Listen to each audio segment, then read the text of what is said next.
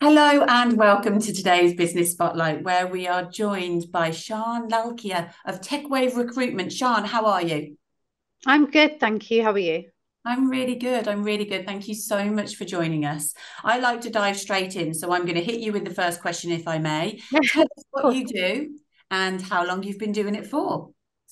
So I own TechWave Recruitment. It's been running for around just over 4 years now. It was 4 years in July. So it's been Oh, it's happy been quite a birthday for while. that. Thank you so much. But I've been in recruitment for like the last 15, 16 years. And I started it up 4 years ago or so, purely because I felt like there was some kind of there was a little disconnection from my perspective. Because I used to work in house, but I used Right. to also work agency side as well prior to that. And I always found when I worked in house, it was more of a transactional approach with agencies. It was just, oh, here's some candidates. Like you'd get them in and they weren't great. And there was no real kind of screening process, which kind of frustrated the hiring managers, especially because they were wasting hours of their time. And I thought there's ways to do this, which is so much better. Um, and also you don't get involved with the politics when you're not working in house. So they kind of listen to you a little bit more because you know that they know you know what you're talking about. So I went off and I thought, hey, let me see if this works. And off I went and started the business. So yeah. And has it been everything you hoped it would be over the last 4 years? No. No? In a Anyone good who says yes lies in a good way, but also I think you have a perception when you start your own business of, and the main reason, one of the main reasons was I wanted to be able to be there for my daughter. So she's now 5, she's gonna be 6 this year, and I started the business up after maternity leave. And I right. thought the whole reason was partly I wanted to spend time with her, and I didn't want to have to choose between going to work or looking after a sick kid or feeling guilty when I'm off. Because when I did have her for a few months when I was contracting, when I did say, "Oh, I can't come in," and you know what it's like when kids are at nursery, they catch Yeah. all the bugs going possible. And then it was like I felt so guilty knowing that I'd called in and I can't come in today. My daughter's not well. And as much as you hope they'd understand, sometimes they don't, or you feel like they don't with the way they come across. And for me, it was, I wanted to have that, but I also thought, do you know what? If I can start my own business and I can give people that flexibility Yeah. as a parent, for me, that's massive because so many people don't have it. Mm. Um, but starting the business, I thought, yeah, I'll have flexibility. I'll be able to, take days off. And honestly, 30, 40 hour weeks turn into 60, 70 hour weeks. It comes with the territory of owning a business, and it's not what I thought it would be. It's been challenging, Yeah. but I think because I've invested so much time and my money back in the business to have a coach to understand, what I need to do going forward, having someone to kind of bounce ideas off is really important because when it's just you sitting here, it's quite hard to kind of see the light sometimes, and I found Mm. that really helped. So it's it's not been everything I thought it would be. It's been better in a lot of cases, but I'm still learning that balance, should we say. And I've got it's one of my favorite questions. But we won't jump ahead. We won't jump ahead. But what are some of the challenges? Well, I've got two additional questions there that I think that a lot of other business owners experience. It's the idea that you're going to set a business up and it's going to be like this. And then when it doesn't happen that way, handling that. So what was the one thing that made you think that it's okay? It's okay that it's not turning out the way that I thought it would, and keep moving Yeah, forward, because that's something difficult to do. it's really difficult. Um, and I think because I was out of agency for so long and I was in house for, I think maybe 6, 7 years before I went, Yeah. hey, I'm gonna go start my own agency. You When you move from agency and build your own agency business, it's totally different because you have some contacts in the field, you know people.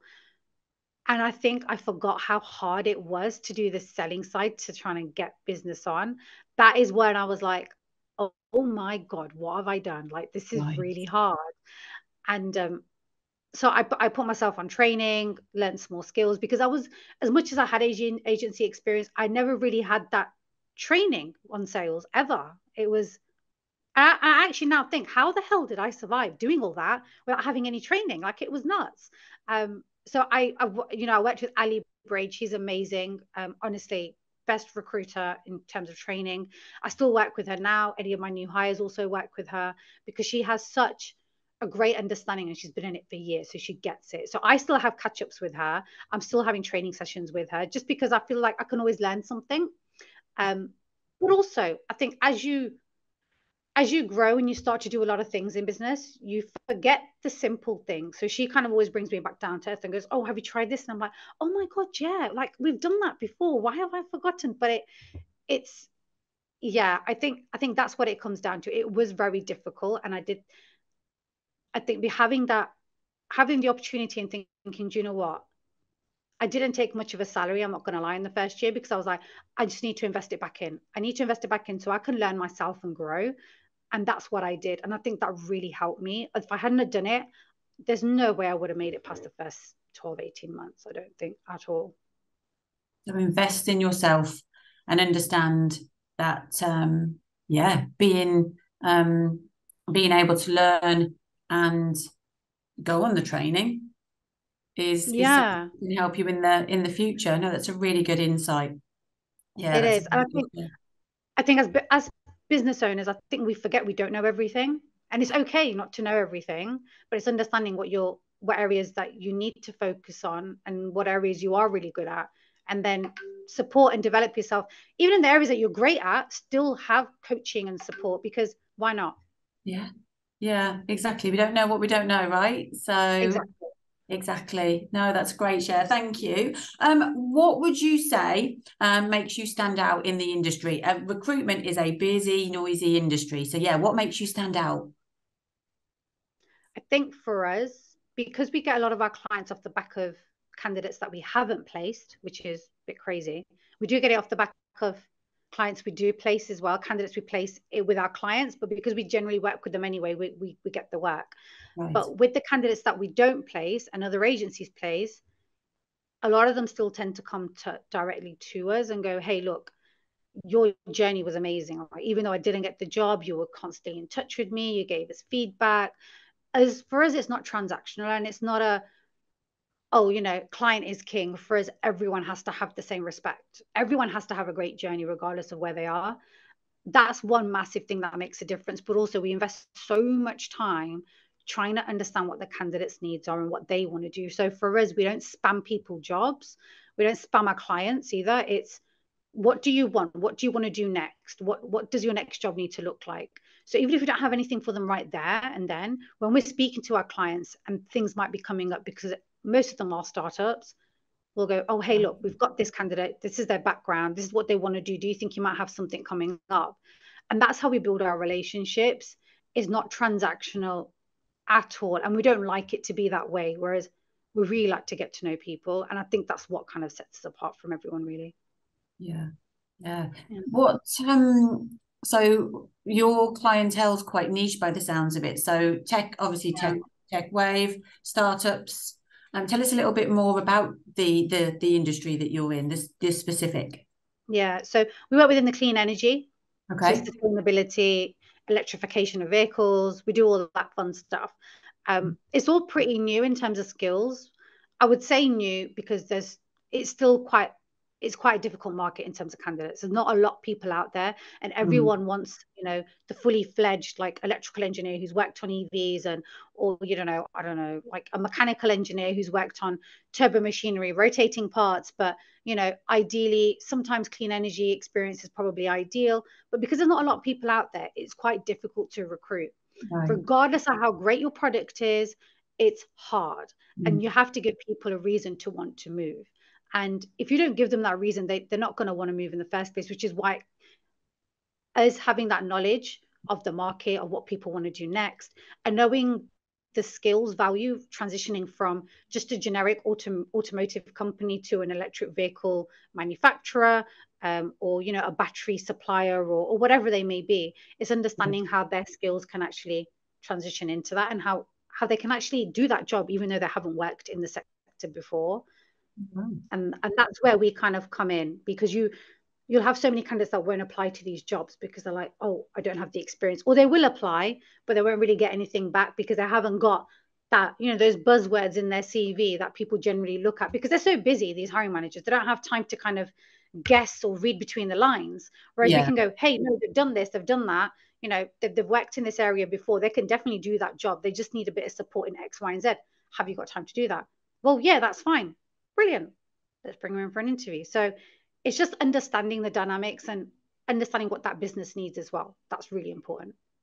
Wow. So really being that sort of broker for the growth, for the business growth, especially if they're startups. So being a voice for the business, for the client, and being a voice for the candidate as well.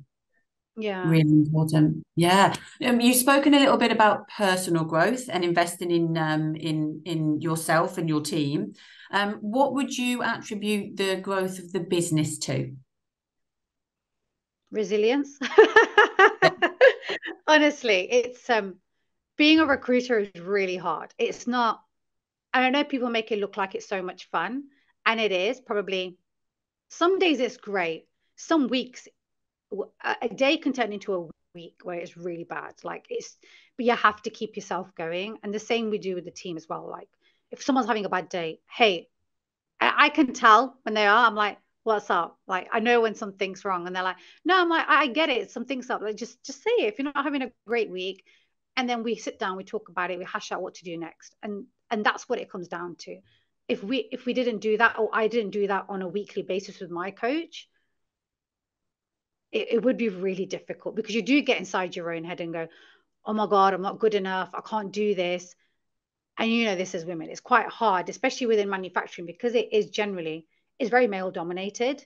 Mm. Having the resilience to push back without being seen as being difficult is quite hard sometimes. So Mm. it's about trying to get that balance. But you have Yeah. to, I think, being able to laugh about the stuff that you don't win. I think that's the most important thing. So if someone says, if I don't win a contract, I'm like, that's fine. What are my learnings from it? Like, what can I do better next time? And that's Yeah. the way I try and drive myself forward. I try and look at solutions rather than problems, and kind of, I don't stew on stuff. I'm just like, okay, that didn't work. Why? Okay, I need to know why. Okay, right. This is what we're gonna do different next time. Yeah. Yeah. Yeah. Learn and move on. Learn Yeah. and move on. So important. This is my favorite question. And you mentioned about sort of flexibility and balance before. How do you, as a business owner, as a mum, balance your personal life with the demands of running a business? I don't. As much as I started the business to do that, it's hard. I mean, there's things that I will never miss. I still take my kid to school or pick Yeah. up or drop off, whichever me and my husband decide to do. We work our week out and who's going to do pick up and drop off. But if I don't do drop off, I'll always do pick up. Like, one, just, yeah, I can't. That's a non-negotiable for me. So I will work around that. I don't book in client calls around that. It's just a no. But when it Yeah. comes to my personal, like, I don't know, going to the gym or just doing stuff for myself, that's where I really do tend to fall down. And I know that, and I recognize it. And I'm hiring for an administrator at the minute who's actually going to help me kind of keep me in line, a bit like a PA, kind of go, Sharn, no, you're supposed to be going to the gym now. You're not booking anything in, like, you need to go. Yeah. Okay, go. And I know I need that. And I've recognized that over the last kind of few months. So it takes a while. It's been 4 years, but I mean, it's fine. 4 years, but it's happening. It's happening. And having Yeah. somebody that can just keep bringing you back into your lane and filling your cup is the most important thing, especially if you are wearing multiple hats at home, Yeah. as a wife, as a mum, as a business owner, as part of the team, as a motivator. It's really important that you top up your cup as well, I bet. Yeah. And I think we forget that. I think just as women, I think we forget that. And the men are going to be listening to this going, oh, women. But it's true. We tend to forget about ourselves and go, oh, they need this and they need that. And I do that with my clients as well. I'll move my stuff around and go, oh, but they really need to talk to me. And I'm like, oh, but I should have been at the gym, or I should have gone for my walk, or, and I need to kind of, and it's not urgent. They would wait. They would 100% wait. But for me in my head, I'm like, no, I need to serve everybody else first for myself. And it's a hard mindset to get yourself out of, I find. It is. It really is. I wonder if there's like a we need like a trigger, don't we? I guess we need something that that's like a, you know how we say, um Well, you've just compared men and women there. Do you know how we sometimes say to men, does my bum look big in this? And instantly they should say no. Like it's an Yeah. instant. That's the trigger to say no. So why is it Yeah. internally to us? Because we are nurturers and we, it's natural. Men are protectors, women are nurturers. So what's our trigger that when somebody says, can we do this? And it just crosses over, it just overlaps into something that we had planned for our personal, that we just go, no, I can do it then, but it's a no. Like, what's that trigger? I don't know. We need to find out what it is. Please tell I'll me. let you know. I'll let you know. It's something to be worked on. Something to be worked on, definitely. It's needed, isn't it?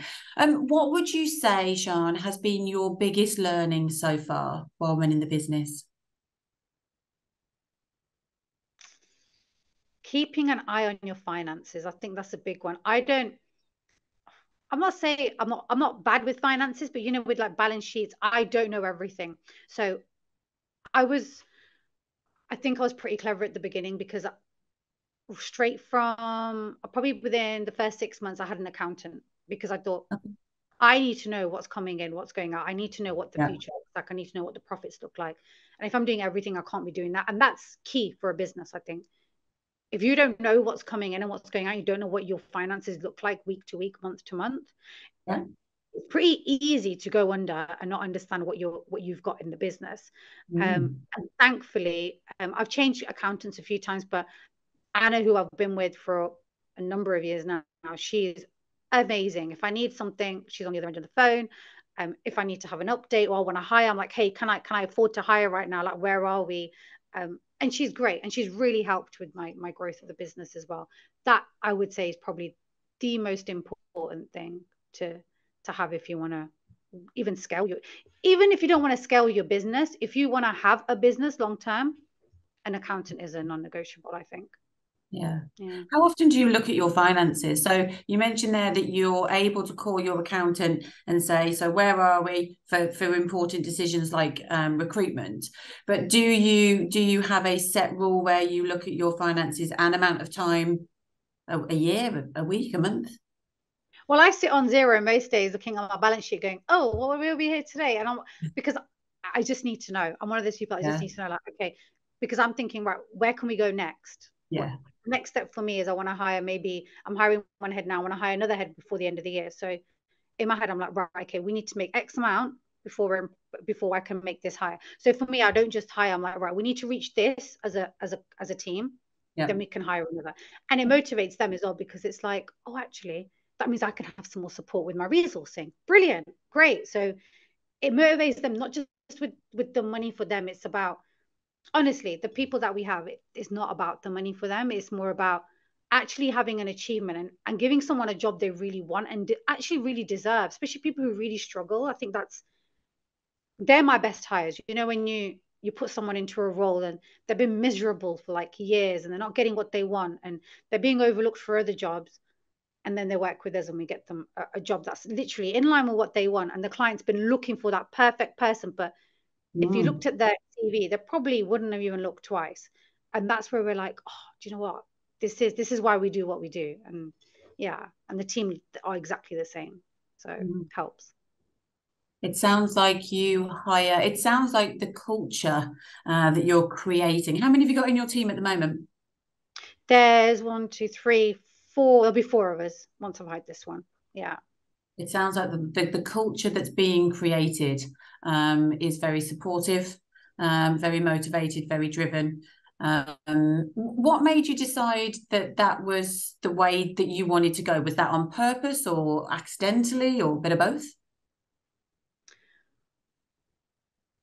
I think it wasn't really a decision for me. It was me being too busy to do everything. And this, like when you're doing everything, you're not doing everything well. It's impossible. You'll drop the ball somewhere, but also you end up doing stuff that you don't enjoy and you do less of the stuff that you really want to do. So for me, it was more of, I really want to be more with my clients and be more consultative and give them more than just, hey, look, we found someone for you. It's more about where are you going next? What are your plans? What do you want to do next? What kind of highs will you be looking for? And us helping them with that and kind of just advising them on whether it's the best way to go, really, and the kind of people that are out there, and giving them information on the market. And then the team do the resourcing, but also are client focused as well. So they will call the clients if they need something from them. But when it comes to kind of building that trust and building those relationship with the clients, that's the thing that I thrive on, and going out to meet them. That's my thing, because that's where I find I win more business. But also from the resources point of view, they actually get to build some really good relationships with the candidates. And I love that as well. But when I was doing more of that, I was doing less of the client side stuff where I can really add value. So for me, it was trying to have that balance, and hiring was, I was pushed to hire, and it works. So yeah, yeah, it's worked out pretty well. It's a scary first step, isn't it? It's a It is. scary first step, but yeah, no, two really good learnings there then. So obviously finances, but don't be afraid to hire and to take off some of those hats. My final question is, where do you see yourself in 5 years, and do you have any words of advice for other business owners who are looking to grow? 5 years from now, it's funny because people ask you in an interview, where do you see yourself 5 years from now? And I'm like, oh, well, I've been in 4 years now. In 5 years, I would like to be probably still a small team. I don't want to be the biggest. For me, it's never been about being the biggest. It's about being the best and adding the best value to the clients that we work with. Because I believe you can't work with everybody and provide the same level of service. It's impossible. So we don't try and do that. For us, it's let's work with clients that respect us and respect the craft that we know and do, and they trust us, and we can continue working with them, and also provide those consultancy services as well, which is great. But I think the maximum I probably want to get to is like a team of 10 in total. And just have a mix of and I think I mentioned this at the beginning, having people who need the flexibility. And I know we love to be diverse and inclusive in everything that we do, but I feel like there's such a huge gap for working parents, or people who just need flexibility with their work. So with my team, I'm like, I don't care the hours you do or what time you do them, because we have to be quite flexible in the evenings with candidates and clients anyway. As long as we meet our targets, I don't care how you get there. You could be at the gym for 3 hours in the day. I don't care. For me, it's about the work, but also allowing them to, if their kid's sick, go be home with your kid. I've told one of my employees, she had a migraine one day, and I could tell she wasn't feeling great. And I was like, what's up? She's like, oh, nothing. I was like, tell me, I can see it. And she's like, just got a migraine. I was like, go to bed. There's no point you working. You're not going to do anything. So just go to sleep. But it's changing that dynamic and that culture, because when people come from an environment where they don't have that flexibility, or they feel scared to say anything, it's just, for me, it's about providing that for people who really, really need it. That just, it's, this as a working parent, it's so hard to get that flexibility. And if I can give parents that, and they're happier, it just makes life so much easier. So 100%. Yeah, 100%. It was never a thing when I had my son. He's 13, he's 14 this year. It was hybrid working from home just really wasn't a discussion at all. Yeah. And so the fact that you are offering that and advocating that is amazing. So yeah, I think it's really important. Yeah, I think it's important, because even I do some days, and I'm like, I've taken a few days off. I took a day or two off this week, and I was like, I was just drained. I was like, I can't. If I get up, I'm not going to be constructive at all. And I was just like, I'm taking a day. But even though it was quite hard for me to do that, because I still felt a little bit guilty, like I should be working when these guys are working. But We do. We have this little, yeah, we have this little voice in our head. Well, you're a good mentor to those around you. What would be the words of advice that you would have for another business owner that is in a similar situation to you, looking to take that next step, looking to grow? Don't be afraid to kind of let go of things and delegate. I think that was a big one for me. Because you can let go of something, but you're still like, oh, have you done it? It's hard to kind of let go.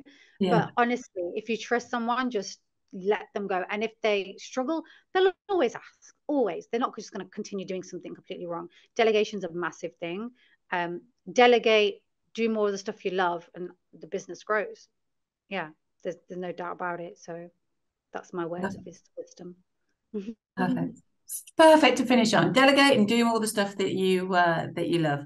Don't be afraid. It's been great to chat to you. I'm really pleased that we managed to get some time in the diary. Loads of insights there for business owners to implement into their own business. So for now, I'm going to send this off to the editing team and get it up online ASAP. So thank you very much, Sharn, and hopefully we'll get to speak to each other again. Brilliant. Thank you so much for having me. Thank you. Cheers. Take care.